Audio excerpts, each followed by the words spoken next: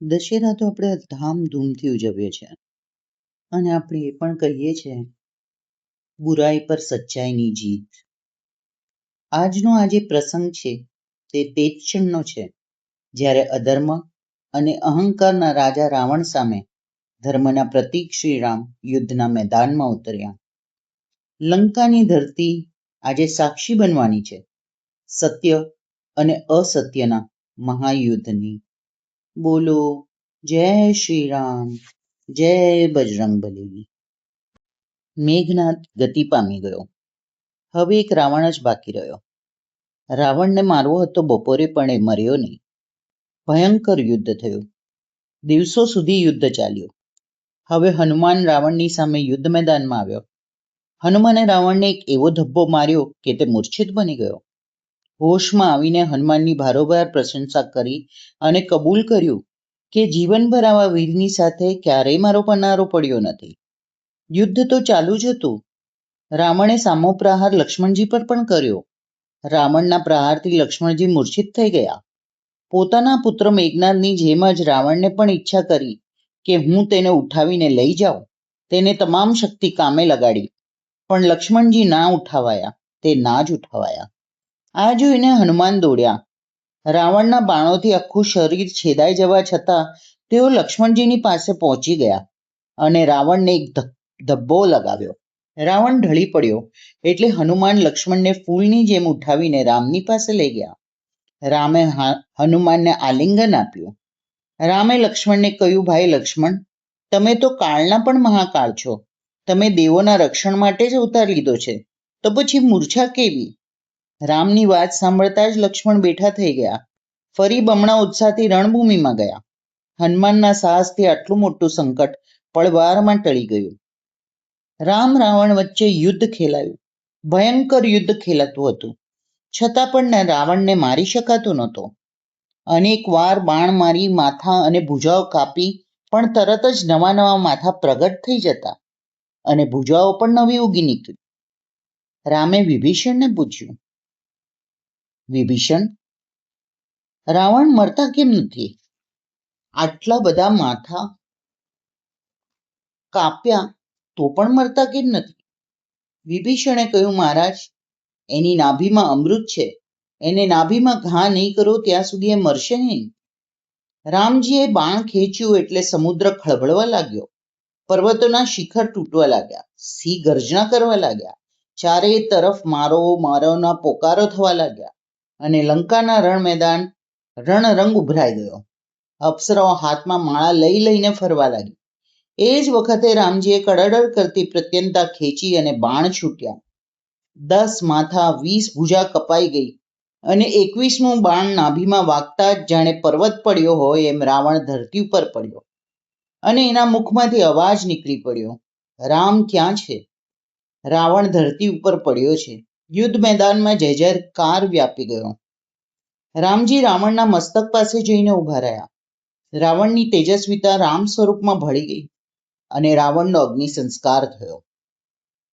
ભગવાન શ્રી રામે પ્રથમ ભેટ વખતે વિભીષણને લંકાધીશ બનાવી દીધા હતા, પરંતુ હવે શ્રીરામનો આદેશ મળવાથી લક્ષ્મણજીએ સુગ્રીવ, અંગદ, હનુમાન અને જામવંત વગેરે સાથે લંકામાં પ્રવેશ કર્યો. લંકામાં જઈને બધા બ્રાહ્મણોને ભેગા કરી મંત્રોચ્ચાર સાથે વિભીષણનો મંગલમય અભિષેક કર્યો. અભિષેક કર્યા પછી વિભીષણને લંકાનું રાજ સમર્પિત કર્યું અને લંકાના અધીશ્વર બનાવ્યા. રામ વિજયી બન્યા. હવે સીતાની પાસે વિજયનો સંદેશો લઈને કોણ જાય? ભગવાને હનુમાનને બોલાવીને કહ્યું, હનુમાન, સીતા તમારા ઉપર બહુ પ્રેમ રાખે છે. હવે આ વિજયના સમાચાર સંભળાવવા તમે જ તેની પાસે જાઓ. મહારાજ વિભીષણની આજ્ઞા લઈને લંકામાં પ્રવેશ કરજો અને મારી સુગ્રીવની અને લક્ષ્મણની કુશળતા કહેજો તથા રાવણના વધની વાત પણ કહેજો. સીતા જે રીતે પ્રસન્ન થાય તે રીતે તેમને વાત કરજો. હનુમાને લંકામાં પ્રવેશ કર્યો. લંકાવાસી રાક્ષસોને તેમનું ભારે સન્માન કર્યું. વિભીષણની આજ્ઞા તો મળી જ હતી. તેઓ અશોક વાટિકામાં અશોક વૃક્ષ નીચે બેસેલા સીતાજી પાસે પહોંચી ગયા. ચરણોમાં સાષ્ટાંગ દંડવ્રત પ્રણામ કરી તેમણે સમગ્ર વૃત્તાંત સવિનય કહી સંભળાવ્યો. સીતા એક ક્ષણ માટે તો કશું બોલી શક્યા નહીં. તેમનો કંઠ હર્ષથી ગદગદિત બની ગયો. તેમની આંખોમાં આંસુ ઉભરાઈ આવ્યા. સીતાએ કહ્યું, બેટા, આ હર્ષના સમાચાર સાંભળીને આંસુ ઉભરાઈ આવ્યા. હું કંઈ બોલી જ નથી શકતી. તમે તેની ગેરસમજ ના કરશો. આનાથી મોટો સુખદ સંવાદ મારા માટે બીજો કોઈ હોઈ જ ન શકે. હું વિચારી રહી છું કે આના બદલામાં તમને શું આપું, કારણ કે આનંદની વાત સંભળાવનારને કંઈક ને કંઈક આપવાની પ્રથા છે. પરંતુ જો હું તમને ત્રિલોકની સંપૂર્ણ સંપત્તિ, સમસ્ત ઐશ્વર્ય આપું તો પણ મને સંતોષ નહીં થાય. તમારા હૃદયમાં હંમેશ માટે ભગવાનની અનન્ય ભક્તિ કાયમ રહો અને હું તમારી ઋણી જ રહું. બધા સદ્ગુણોનો તમારા મનમાં નિવાસ થાઓ અને તમારા ઉપર ભગવાન રઘુનાથજીની નિત્ય કૃપા રહ્યા કરે. હનુમાને હાથ જોડીને કહ્યું, માતા, તમારા સિવાય બીજું કોણ છે જે આવી સ્નેહપૂર્ણ વાત કરે? માલિક એવા તમારા બંનેનું સ્મરણ મારા હૃદયમાં કાયમ રહ્યા કરે અને હું તમારા કરમ કળોની છત્રછાયામાં રહું. એનાથી રૂડું બીજું મારે શું જોઈએ? તમે આજ્ઞા કરો કે હું તમારી શી સેવા કરું? સીતાજીએ કહ્યું, હું ભગવાનના દર્શન કરવા બહુ ઉત્સુક છું. હવે એક ક્ષણનો પણ વિલંબ સહન નથી થતો. હનુમાને તરત ત્યાંથી પ્રયાણ કર્યું અને ભગવાન પાસે પહોંચી ગયા. તેમણે સીતાજી પ્રસન્નતા, તેમની દર્શનની ઉત્કંઠા અને પ્રાર્થના ભગવાનને કહી સંભળાવી. ભગવાને વિભીષણને આજ્ઞા આપી, સીતાને લઈ આવો. ભગવાન રામે સીતા, લક્ષ્મણ, સુગ્રીવ, વિભીષણ વગેરેની સાથે પુષ્પક વિમાનમાં બેસીને અયોધ્યા તરફ પ્રયાણ કર્યું. પ્રયાણ કરતી વખતે તેમણે હનુમાનને કહ્યું, હનુમાન, તમે અયોધ્યામાં જઈને જુઓ કે ભરત શું કરે છે. મારા વિયોગમાં તેમને એક એક ક્ષણ એક એક યુગ જેવડો લાગતો હશે. તેમને મારા સમાચાર સંભળાવજો અને તેમના સમાચાર લઈને જલ્દી મારી પાસે આવી જજો. હનુમાને અયોધ્યા ભણી પ્રસ્થાન કર્યું.